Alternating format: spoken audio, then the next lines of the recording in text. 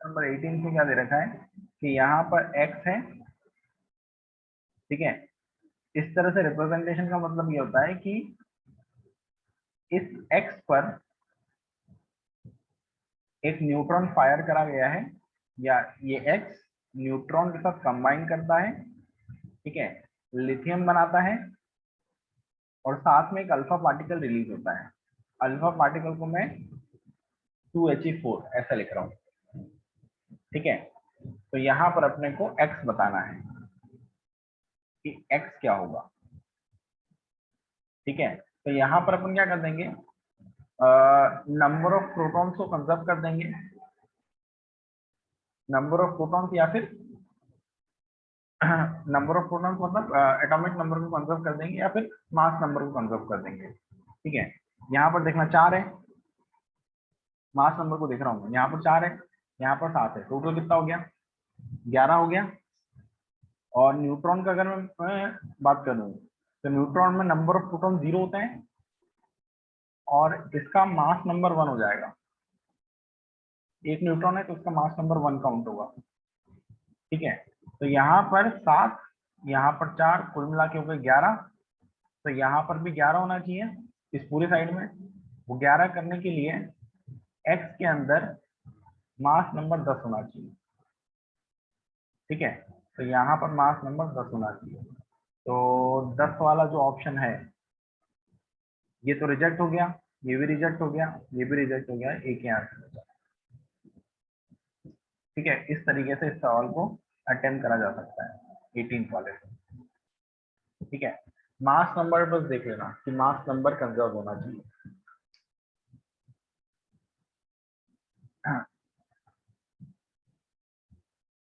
ठीक है, या तो अपन मास को कंजर्व कर लेते हैं, मास नंबर को, या तो फिर अपन टोटल जो चार्ज आ रहा है ना उसको कंजर्व कर लेते हैं, ठीक। इसके बाद 19 वाला देखो, न्यूट्रॉन का मास है, प्रोटॉन का मास है, ठीक है। और m जो है वो रिप्रेजेंट कर रहा है न्यूक्लियर मास। तो आपको बताना है कि इनमें से कौन सा रिलेशन सही है। तो हमें यह पता है कि जो न्यूक्लियस है, न्यूक्लियस जो है वो स्टेबल होता है कंपेयर टू इंडिविजुअल प्रोटॉन्स और न्यूट्रॉन्स, ठीक है। तो न्यूक्लियस का जो मास है वो क्या होना चाहिए, कम होना चाहिए। न्यूक्लियस का मास कम होना चाहिए कंपेयर टू जिन न्यूट्रॉन्स प्रोटॉन से मिलकर वो बना है उनके मास से, ठीक है। तो दादा, तो यहाँ पर अपन बोल सकते हैं कि जो न्यूक्लियस का मास है, न्यूक्लियस का जो मास है वो उसके कॉन्स्टिट्यूएंट पार्टिकल्स के मास से क्या होना चाहिए, कम होना चाहिए, ठीक है। इसके हिसाब से अपन लिख सकते हैं कि mass of nucleus must be less then कितने प्रोटॉन्स हैं यहाँ पर, z प्रोटॉन्स हैं, तो z times mass of proton, ये हो जाएगा टोटल प्रोटॉन का मास। और n न्यूट्रॉन है तो n times mass of neutron, ठीक है। हमारे न्यूक्लियस का mass must be less than constituent particles का मास, ये होना चाहिए।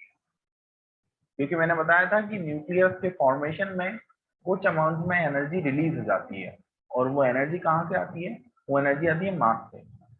बेसिकली इनका मास जब ये कंबाइन करते हैं तो इनका मास रिड्यूस हो जाता है जब ये बनता है तब, ठीक है। तो आपको तो बस इतना दिमाग में रखना है कि न्यूक्लियस का मास कम होगा, ठीक है। या अगर आपको स्टेबल प्रोडक्ट बनाना है, अगर आपको कोई भी स्टेबल प्रोडक्ट बनाना है तो स्टेबल प्रोडक्ट का मास कम होना चाहिए, इतना दिमाग में रखना है आपको,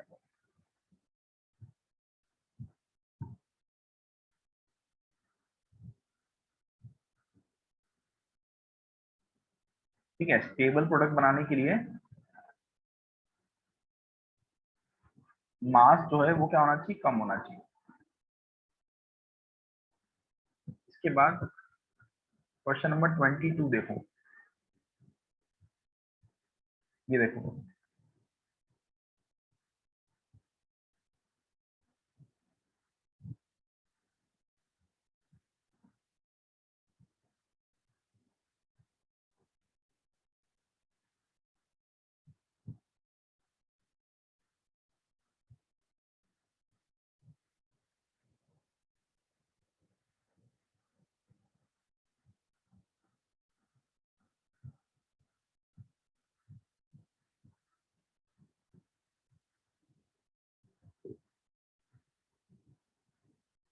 200 mega electron volt of energy is released पर फ्यूजन। अगर एक फ्यूजन होता है तो उसमें एनर्जी निकलती है 200 मेगा इलेक्ट्रॉन वोल्ट। ठीक है, अगर n फ्यूजन हो गए तो कुल मिला के एनर्जी कितनी मिलेगी? n into 200 mega electron volt. ठीक है, इसको टाइम से डिवाइड कर दो तो ये आ जाएगा एनर्जी पर यूनिट टाइम, जो कि हो जाएगा पावर। ठीक है, और हमें जो पावर है वो कितनी चाहिए? हमें पावर चाहिए 1 किलोवाट के बराबर, मतलब 1000 वाट के बराबर। इतनी पावर चाहिए। यहाँ से n/t into 200 mega electron volt को अपन लिख सकते हैं, मेगा मतलब 10⁶ और इलेक्ट्रॉन वोल्ट मतलब 1.6 इंटू 10⁻⁻19 जूल, और यहाँ पर आ जाएगा 1000 वाट। यहाँ से number of fusions per unit time की वैल्यू हमें पता चल जाएगी। कर सकते हो ये? एक बार और देख लो फटाफट से क्या कराएं यहाँ पर।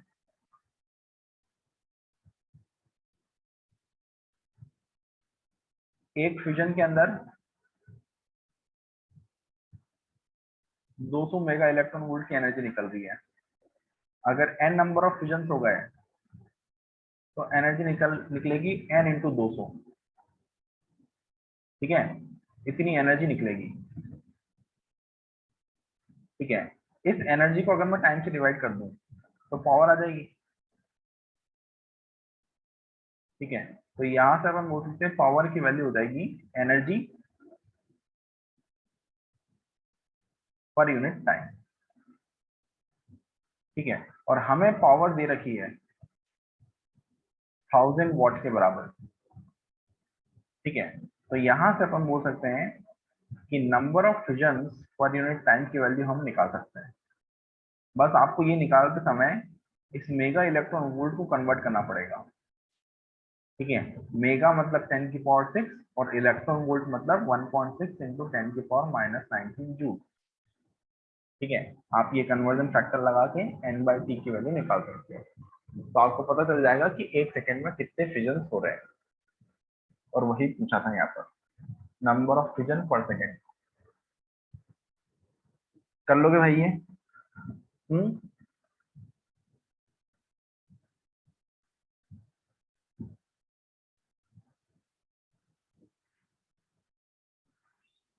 चलो नेक्स्ट।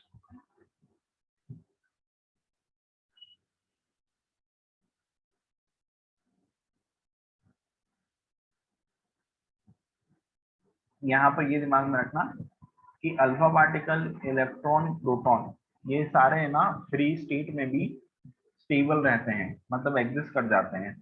लेकिन ये जो चौथी स्पीशी है न्यूट्रॉन, ये एक ऐसी चीज है जो कि फ्री फॉर्म में स्टेबल बिल्कुल नहीं है। ये न्यूक्लियस के अंदर ही स्टेबल रहता है। ठीक है, अगर आप इसको फ्री फॉर्म में लेके आओगे तो ये फिर ब्रेक हो जाता है प्रोटॉन और इलेक्ट्रॉन के अंदर। ठीक है, न्यूट्रॉन जो है वो ऑटोमेटिकली कन्वर्ट हो जाता है प्रोटॉन और इलेक्ट्रॉन के अंदर, अगर आप उसको फ्री कर देते हो, न्यूक्लियस से बाहर निकाल लेते हो तो। The neutron in the free form is not stable. ठीक है, ये दिमाग में रखना है।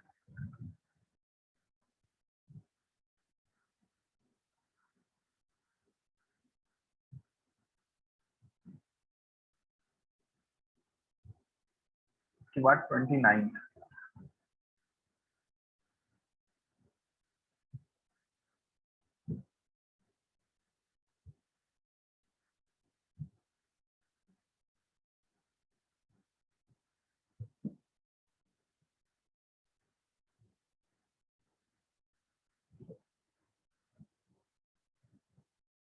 प्रोटॉन का मास दे रखा है, न्यूट्रॉन का मास दे रखा है, और अपने से हीलियम की बाइंडिंग एनर्जी निकालने का बोला है।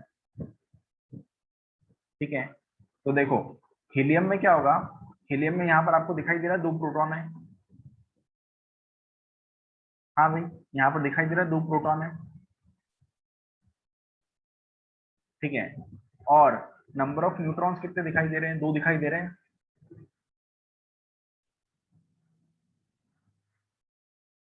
नंबर ऑफ प्रोटॉन तो 2 हो जाएंगे और न्यूट्रॉन्स भी 2 के बराबर हो जाएंगे। ठीक है, हीलियम के अंदर। तो अगर मैं इंडिविजुअल मास निकालूं, इंडिविजुअल प्रोटॉन न्यूट्रॉन का मास निकालूं, तो वो कितना हो जाएगा। 2 प्रोटॉन है, 2 प्रोटॉन का मास लिख लिया, 2 न्यूट्रॉन है, 2 न्यूट्रॉन का मास लिख लिया। ठीक है, वो निकाल सकते हैं क्या अपन,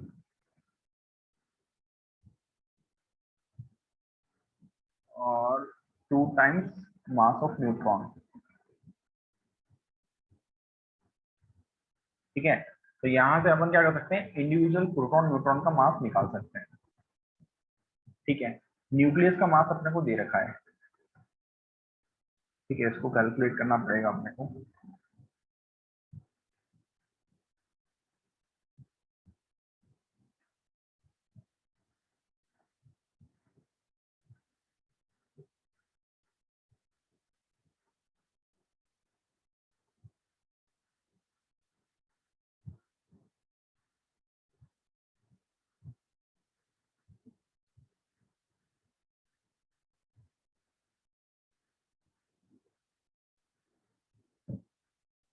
कितना आ रहा है, ये सॉल्व करना ही पड़ेगा यार इसको। 1.0073 1.0087, ये हो जाएगा 10, ये हो जाएगा 16,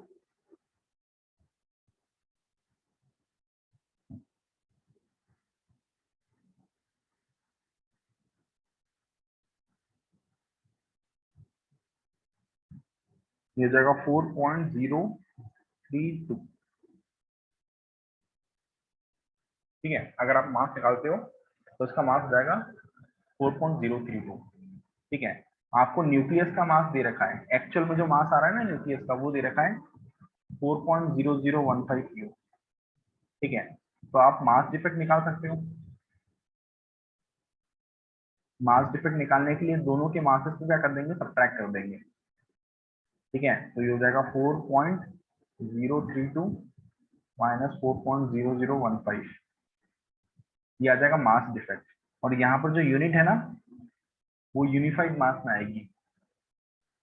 ठीक है, तो ये आ जाएगा अपना मास डिफेक्ट यूनिफाइड मास के अंदर। और अगर आपको बाइंडिंग एनर्जी निकालना है, तो बाइंडिंग एनर्जी हो जाएगी delta m into c square, या अगर आपने यूनिफाइड मास में निकाल रखा है मास डिफेक्ट, तो आप डायरेक्टली मास डिफेक्ट को 931 मेगा इलेक्ट्रॉन वोल्ट से मल्टीप्लाई कर दो, आपका काम हो जाएगा।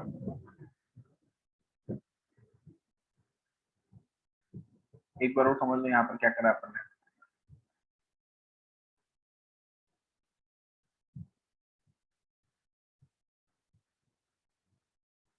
उन लोगों ने बाइंडिंग एनर्जी निकालने का बोला था, तो अपन ने क्या करा, अपन ने इंडिविजुअल प्रोटॉन्स न्यूट्रॉन्स का मास निकाल लिया, ये कैलकुलेट कर लिया। ठीक है, इतना कर सकते हैं अपन, 2 प्रोटॉन से 2 न्यूट्रॉन से उसका टोटल मास निकाल के बैठ गए।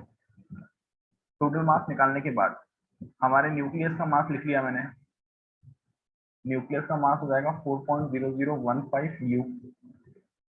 दोनों को सब्ट्रैक्ट कर दिया, सब्ट्रैक्ट करने से मास डिफेक्ट आ जाएगा।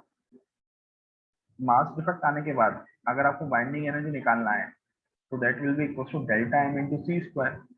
और अगर आपने डेल्टा एम की वैल्यू यूनिफाइड मास में निकाल रखी है, ठीक है, तो आपको डेल्टा एम को सिर्फ 931 मेगा इलेक्ट्रॉन वोल्ट से मल्टीप्लाई करना है।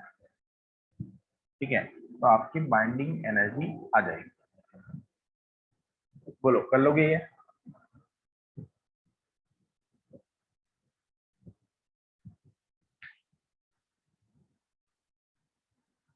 उसके बाद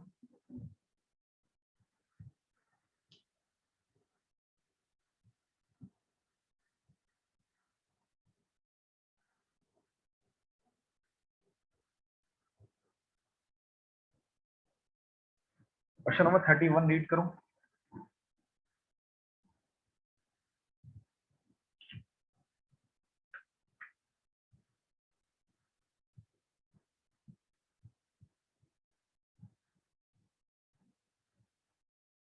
अपने को बताना है एक्स क्या है। आप तो मास नंबर देखो, यहाँ 43 है, यहाँ पर 1 है, कुल मिला के हो गया 44। यहाँ पर 40 है, तो इसका मास नंबर होना चाहिए 4 के बराबर। इसका मास नंबर होना चाहिए 4 के बराबर। अब इलेक्ट्रॉन का तो मास नंबर 4 हो नहीं सकता, पॉजिट्रॉन का भी मास नंबर होता नहीं है कुछ, प्रोटॉन का मास नंबर 1 होगा। ठीक है, अल्फा पार्टिकल का मास नंबर 4 होता है, तो ये पॉसिबल आंसर होगा। कर सकते हो वैसे, बस मास नंबर को कंजर्व कर दिया।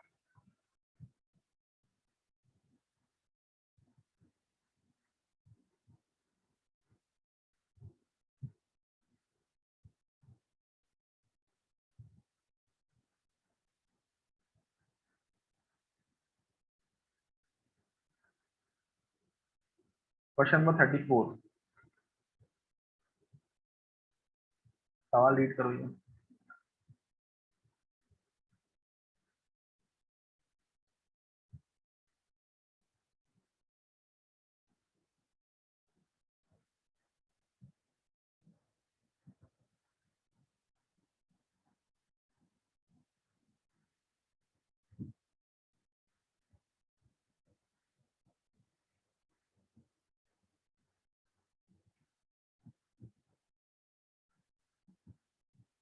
दो लाइट न्यूक्लियस है M1 M2 मास के,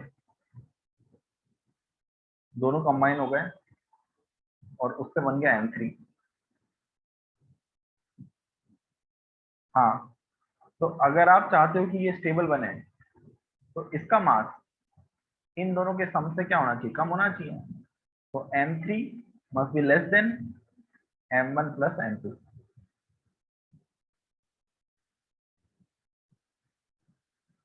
अगर आप चाहते हो कि ये स्टेबल बने, तो ये स्टेबल तब बनेगा ना जब इसका मास दोनों से कम होगा, मतलब दोनों कंबाइन कर रहे हैं तो दोनों के कंबाइंड मास से कम होना चाहिए इसका मास। बात समझ में आई। दो न्यूक्लियस हैं, दोनों कंबाइन कर रहे हैं, तीसरा न्यूक्लियस बन रहा है। अगर आप चाहते हो कि वो स्टेबल हो, तो उसका मास कम होना चाहिए कंपेयर टू इनका कंबाइंड मास। ठीक है, थोड़ा सा मास गायब होना चाहिए बस।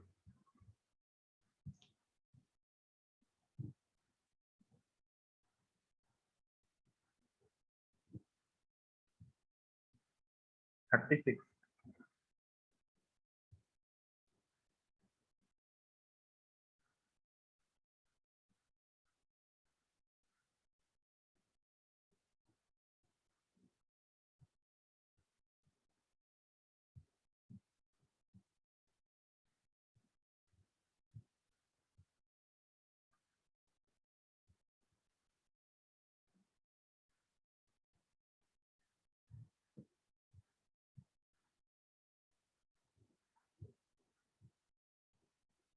आप तो क्या बाइंडिंग एनर्जी निकाल सकते हो।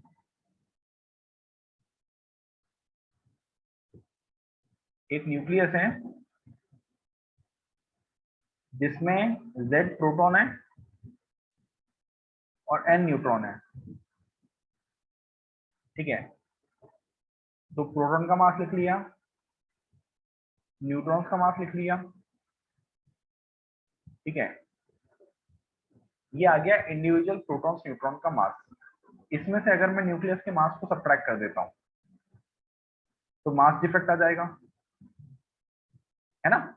प्रोटॉन्स न्यूट्रॉन्स का मास ज्यादा होगा तो वो पहले लिखा है अपन ने, ज्यादा में से कम वाले मास को सब्ट्रैक्ट करा है। न्यूक्लियस अपना स्टेबल होता है, उसका मास कम होता है, तो ज्यादा में से कम को सब्ट्रैक्ट करूंगा तो मास डिफेक्ट आ जाएगा। ठीक है, ये आ गया मास डिफेक्ट। अगर मुझे बाइंडिंग एनर्जी निकालनी है, अगर मुझे बाइंडिंग एनर्जी निकालनी है तो मैं इस मास डिफेक्ट को T² से मल्टीप्लाई कर दूंगा, जो हमारा मास डिफेक्ट आया उसको C² से मल्टीप्लाई कर देंगे, ठीक है। तो क्या आ जाएगी, अपनी बाइंडिंग एनर्जी आ जाएगी, ठीक है। यहां से अब क्या करो, ये जो C है इसको बाइंडिंग एनर्जी के नीचे ले आओ, ठीक है। तो यहाँ पर आ जाएगा binding energy divide by C², वहां पर बचेगा Z times mass of proton plus N times mass of neutron minus N। तो यहाँ से अपन क्या कर सकते हैं, इस M की वैल्यू निकाल सकते हैं। M को उधर पहुंचाओ, उधर। तो M की value Z mass of proton N mass of neutron minus binding energy by C², ये आंसर आ जाएगा। कर सकते हो उसको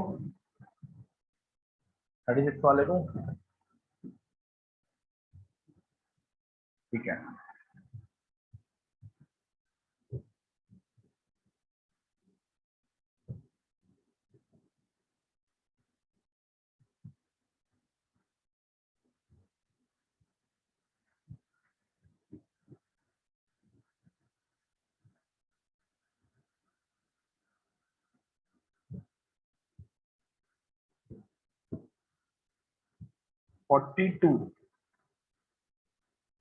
42 देखो तो,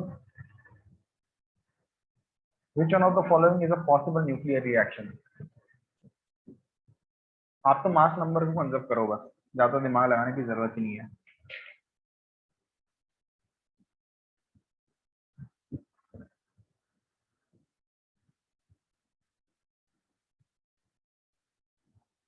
पहले केस में ये 10, ये 4, कुल मिला के हो गए 14, राइट हैंड साइड में भी 14 आ रहा है, तो ये पॉसिबल हो सकता है,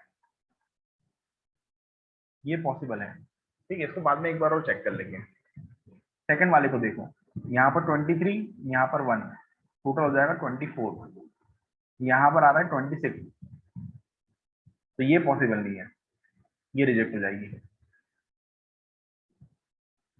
ये समझ में आता है कि ये 23 है, एक जोड़ा 24 हो गया, यहाँ पर 26 है, तो ये तो रिजेक्ट हो गया। इसको देखो थर्ड वाले को, 239, देखो बीटा माइनस इलेक्ट्रॉन है, इसके पास कोई मास नहीं होगा, इसका mass number 0, anti neutrino mass number 0, 239 से 239 बन गया, 239 से 239 बन गया, तो मास नंबर कंजर्व है, तो ये भी पॉसिबल दिखाई दे रहा है, ठीक है। ये भी पॉसिबल दिखाई दे रहा है, इसको बाद में वेरीफाई करेंगे। फोर्थ वाले को देखो, 11 है, यहाँ पर 1 है, कुल मिला के यहाँ पर मास नंबर 12 है। राइट हैंड साइड में अगर अपन देखेंगे तो राइट हैंड साइड में ही मास नंबर कितना है, 12 है, ठीक है।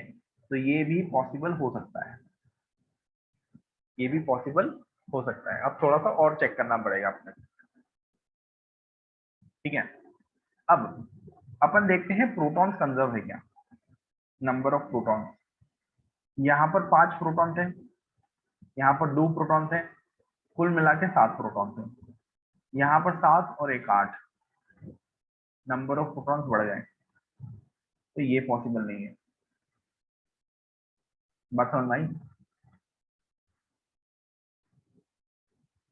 लेफ्ट हैंड साइड में अगर आप देखोगे तो ये 5 प्रोटॉन, मतलब 5 पॉजिटिव चार्ज न्यूक्लियस के अंदर, यहाँ पर 2 पॉजिटिव चार्ज होगा न्यूक्लियस के अंदर, और फाइनली क्या हुआ, ये 7 और ये 1 8, यहाँ पर नंबर ऑफ प्रोटॉन टोटल 7 थे, यहाँ पर 8 हो गए, कंजर्व नहीं है, तो ये वाले को अपने को क्या करना पड़ेगा, रिजेक्ट करना पड़ेगा,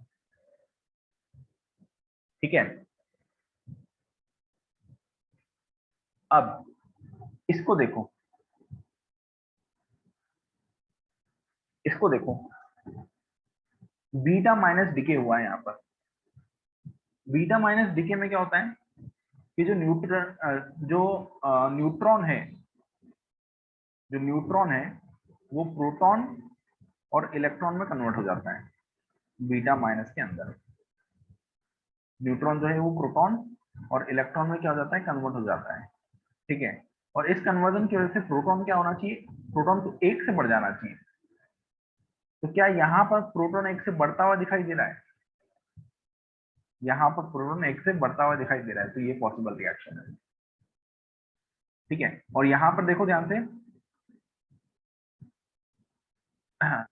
जो जब न्यूट्रॉन से प्रोटॉन और इलेक्ट्रॉन बनता है तो न्यूट्रॉन गायब हुआ तो एंटी न्यूट्रिनो निकलेगा, तो यहाँ पर एंटी न्यूट्रिनो भी सही बनाया हुआ है, तो ये रिएक्शन पॉसिबल दिखाई दे रही है। अगर अपन इसको देखें, फोर्थ वाले को देखें, तो फोर्थ में भी बीटा माइनस बनाया है, लेकिन बीटा माइनस के साथ न्यूट्रिनो बनाया है, तो पहली चीज तो ये गलत हो गई कि बीटा माइनस के साथ न्यूट्रिनो नहीं आता है, बीटा माइनस के साथ एंटी न्यूट्रिनो आता है। ठीक है, और अगर बीटा माइनस डीके हो रहा है, यहाँ पर क्या कुछ गड़बड़ी होगी क्या, मास तो कंजर्व, ठीक है। यहाँ पर अगर आप देखोगे तो 7 और एक 8 प्रोटॉन है यहाँ पर, और यहाँ पर 6 प्रोटॉन है। बीटा माइनस डीके में तो उल्टा प्रोटॉन इंक्रीज होते हैं, यहाँ पर तो डिक्रीज हो गए, तो ये भी पॉसिबल नहीं है। ठीक है,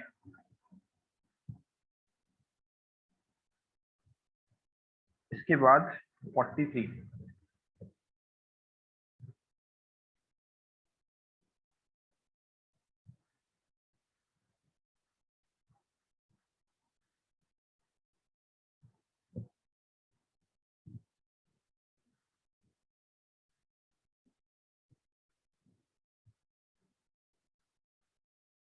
को अभी नहीं कर रहे हैं, 43 को छोड़ दो अभी के लिए।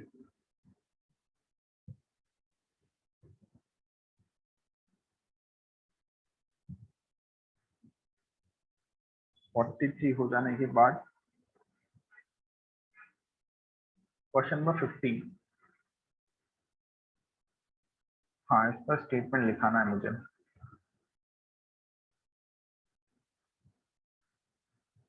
यहाँ पर है ना, एक कॉपी में नोट लिख लेना कि जो अल्फा अल्फा रेज होती है ना, अल्फा पार्टिकल जो एमिट होते हैं, उनका जो स्पेक्ट्रम होता है वो डिस्क्रीट होता है। मतलब पहले एक पर्टिकुलर एनर्जी की अल्फा रे मिलेगी, फिर दूसरी पर्टिकुलर एनर्जी की अल्फा रे मिलेगी, फिर तीसरी पर्टिकुलर एनर्जी की अल्फा रे मिलेगी। इस तरह से डिस्क्रीट स्पेक्ट्रम आता है उनका, अलग अलग एनर्जीज की, पर्टिकुलर एनर्जीज की अल्फा रेज निकलती है। जब बीटा रेज के बारे में बात करते हैं, तो जो इलेक्ट्रॉन्स एमिट होते हैं वो कंटिन्यूस स्पेक्ट्रम की तरह एमिट होते हैं, मतलब उनकी एनर्जी है ना कितनी भी हो सकती है, मतलब 1 मिलेगा, 1.01 मिल सकता है, 1.02 मिल सकता है, सारे कंटिन्यूस कुछ भी मिल सकता है। ठीक है, तो ये एक छोटी सी चीज आपको दिमाग में रखना है। ठीक है, गामा रेस कैसे एमिट होती है, जब न्यूक्लियस अपने एक्साइटेड स्टेट से ग्राउंड स्टेट में जंप करता है तो गामा रेस निकलती है। तो यहाँ पर एक्साइटेड स्टेट और ग्राउंड स्टेट में कुछ पर्टिकुलर एनर्जी का डिफरेंस होगा, पर्टिकुलर एनर्जी का डिफरेंस होने की वजह से जो गामा रेज मिलती है वो भी डिस्क्रीट के फॉर्म में मिलती है। ठीक है, एक बार और सुन लो इसको। क्या होता है कि सबसे पहले गामा को देख लो, गामा की समझ लो कि गामा रेज कैसे एमिट होती है। हमने ये पढ़ा था कि जब न्यूक्लियर रिएक्शन होते हैं तो जो न्यूक्लियस है वो एक्साइटेड स्टेट में आ जाता है। ठीक है, फिर वो जो अपने ग्राउंड स्टेट में जंप करता है, तो ग्राउंड स्टेट में जंप करने के बाद एक फोटोन एमिट होता है। अब उस फोटोन के बारे में अगर अपन बात करेंगे तो उस फोटोन की कुछ डिस्क्रीट वैल्यूज होगी, जैसा कि अपन ने बोहर मॉडल में देखा था ना, बोहर मॉडल में जिस तरह से अलग अलग फोटोन की डिस्क्रीट एनर्जी होती है, तो उस तरह से यहाँ पर गामा रेस में भी क्या होगी, डिस्क्रीट एनर्जी मिलेगी। क्या तुम्हें ये बात याद रहेगी? हाँ भाई, गामा रेस की डिस्क्रीट एनर्जी होती है। ठीक, इसके बाद जो अल्फा रेज होती है ना,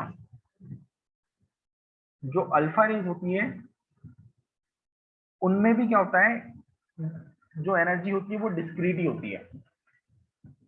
जो अल्फा रेज एमिट होती है उनकी भी एनर्जी क्या होती है, डिस्क्रीट ही होती है। ठीक है, तो इन दोनों की एनर्जी डिस्क्रीट होती है। ये जो बीटा रेज निकलती है इनका स्पेक्ट्रम कंटिन्यूस होता है।